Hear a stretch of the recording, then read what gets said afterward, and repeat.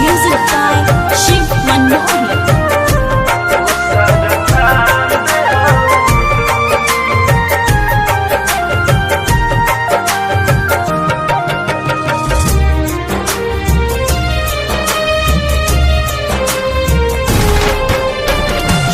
एगो चांद के सबके जाने दूसरा चांद हो तू। एगो चांद के सबके जाने दूसरा चांद हो तू। सातों रंग के सबके पता बा आठवा रंग हो तू। एगो चांद के सबके जाने दूसरा चांद हो तू।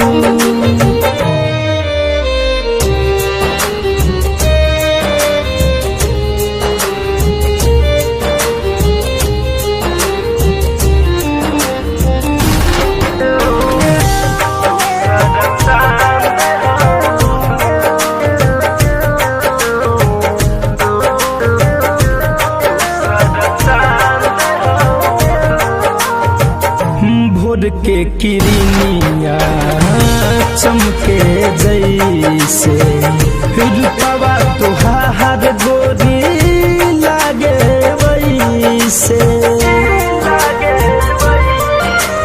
हो आहा हा हा हा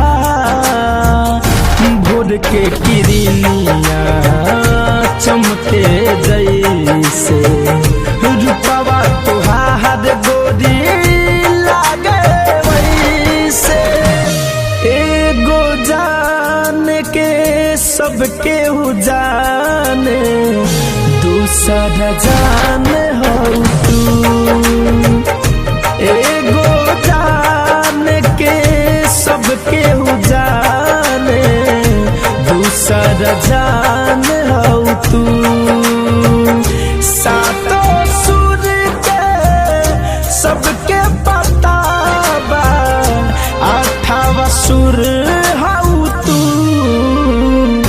एगो चांद के सबके जाने दूसरा चांद हो तू।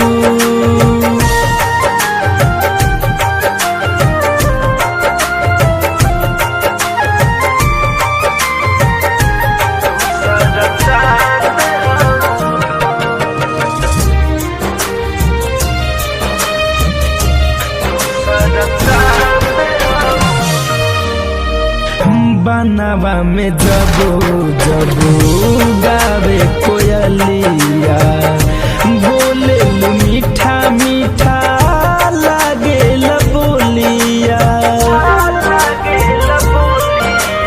हो हो हो ला ला ला ला ला ला। बनवा में जबो जबो गावे कोयलिया बोले मीठा मीठा लागे बोलिया। चंपा चमेली के फूल से ज्यादा खिलल रहेल तू।